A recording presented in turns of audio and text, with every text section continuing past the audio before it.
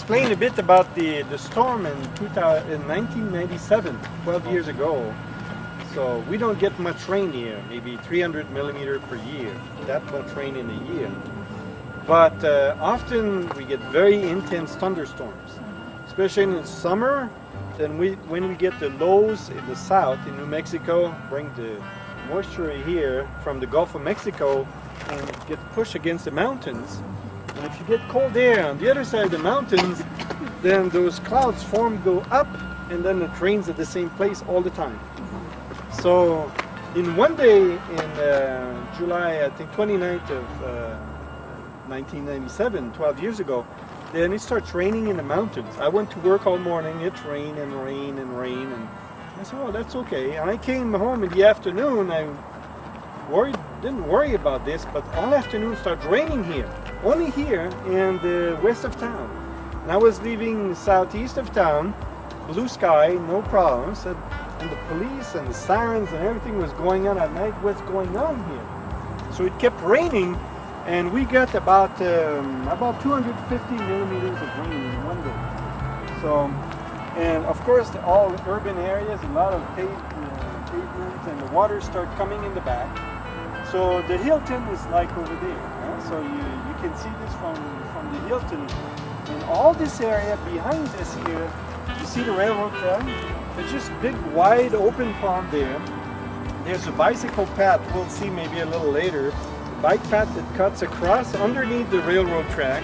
This got clogged with debris, and the water started piling up on top of this. So what happened is that the water that would normally drain over there now started going on top of the railroad track. The lowest point, you see it's almost horizontal, isn't it? But the lowest point was here.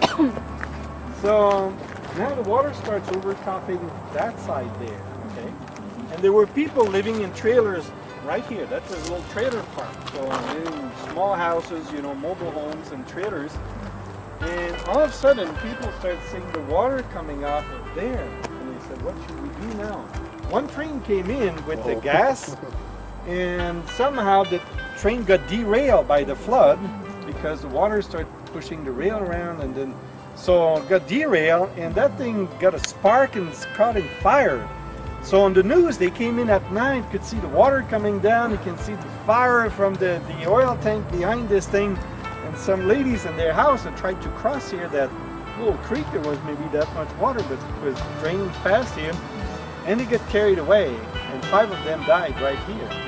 So since that time, they removed the people here, and no more trailer park or anything. So this is just, you know, kind of amazing, because you would think here, if you build a house here, you're well protected by this thing. You would never think, you know, as hydraulic engineer, you have hydrology and urban hydraulics, this is the safest place to be, you know? And it just turned out to be a deadly place here. It's very unfortunate. So now, we go to the next stop here. I don't want to do just a tour, but I want to show you primarily the mining stuff. So we'll go gravel mining. So we'll drive a little bit. You just follow me, okay?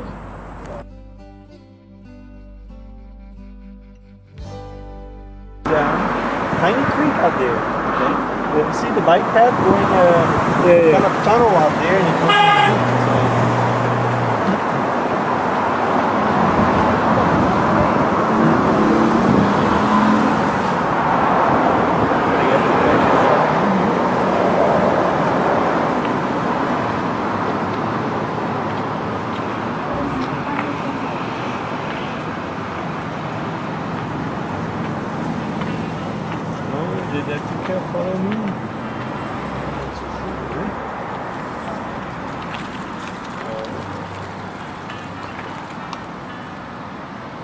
And I'll show you on Thursday other floods we had in the mountains.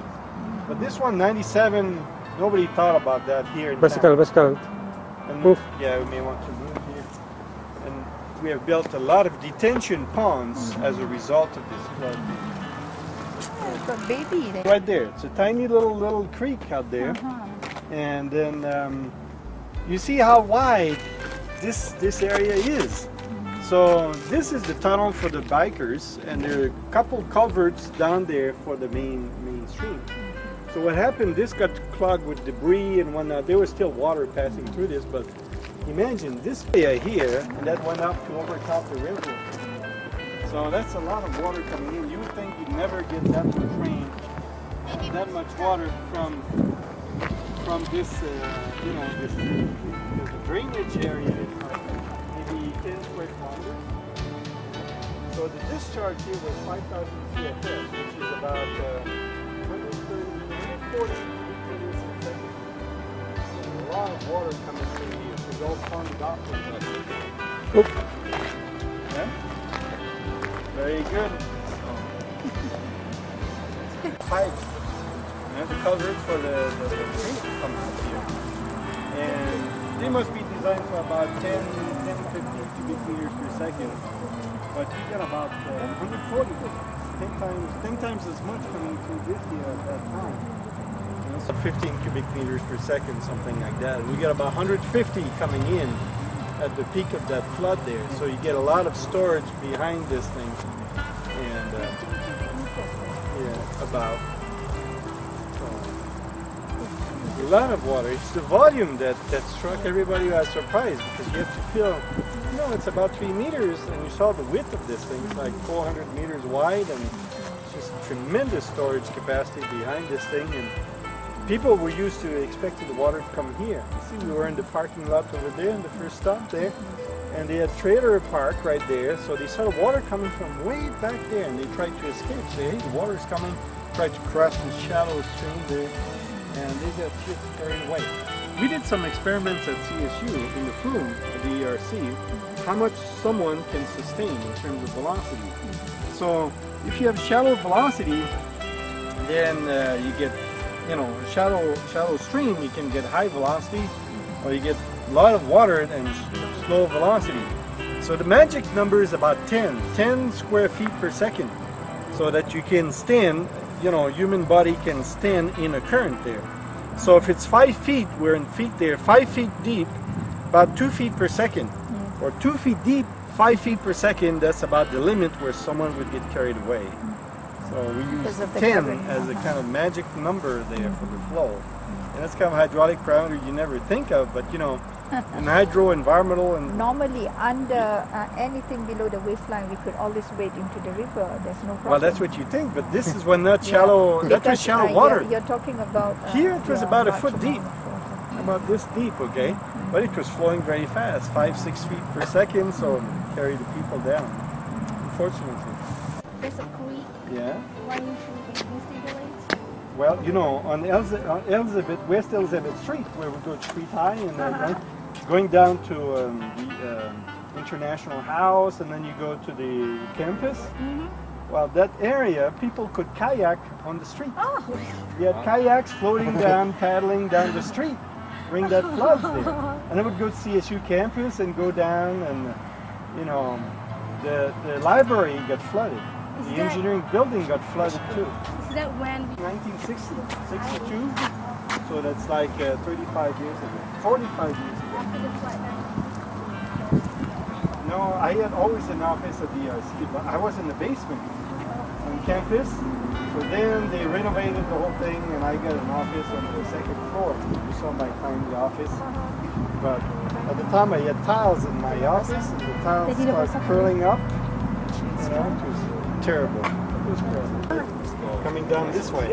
So we'll go along the Peirre and talk about gravel mining there, okay? Now we're right here. You see CSU? CSU is between Prospect, Mulberry, around this area here, CSU. And so here Spring Creek is coming here. That's a little creek tributary to the Peirre, okay? Fossil Creek's another one draining here, Fossil Creek Reservoir. And Horsetooth Reservoir is behind there.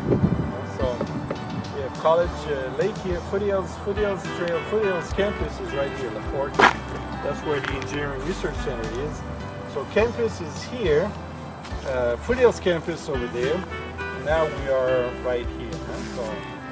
So the water came primarily from this area, started draining here this way and brought a big flood here. It's not big, it's like 10 square kilometers. This is 1 mile by 1 mile, so 1.6 kilometer, 1.6 kilometer. So a very small area that brought a lot of water here. So we're going to go in this direction here, and I want to show you things for gravel mining. But this map here is for biking. It's for biking. So in the city we built a whole network. See a lot of people even today just biking up and down this area. Can go along the river. We have a near timberline here, a power line.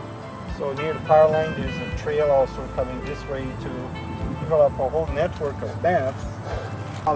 So we have coming this way, CSU campus, and there, and a biking trail. That's one of them here. The other one over there. Peirre goes all the way to Lions Park. They meet there. We'll go here to the Environmental Learning Center later on. Here. There's a bicycle path. We'll see maybe a little later. A bike path that cuts across underneath the railroad track. This got clogged with debris. The water started piling up on top of this. So what happened is that the water that would normally drain over there now started going on top of the railroad track. The lowest point, you see it's almost horizontal, isn't it? But the lowest point was here.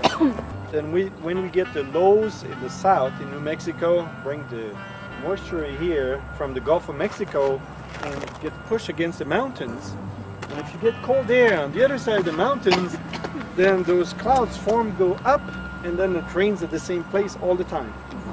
So in one day in July, I think 29th of 1997, 12 years ago, then it starts raining in the mountains. I went to work all morning, it rained and rained and rained, and I said, oh, that's okay. And I came home in the afternoon, I didn't worry about this, but all afternoon it started raining here. Only here in the west of town. And I was leaving southeast of town, blue sky, no problems, and the police and the sirens and everything was going on at night. What's going on here? So it kept raining, and we got about 250 millimeters of rain in one day. So, and of course, all urban areas, a lot of pavements, and the water started coming in the back. So the Hilton is like over there. So you can see this from the Hilton. And all this area behind us here, you see the railroad track? It's just big, wide, open pond.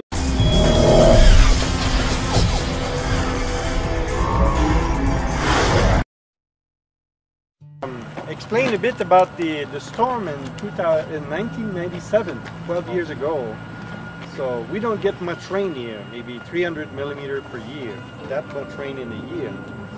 But often we get very intense thunderstorms, especially in the summer.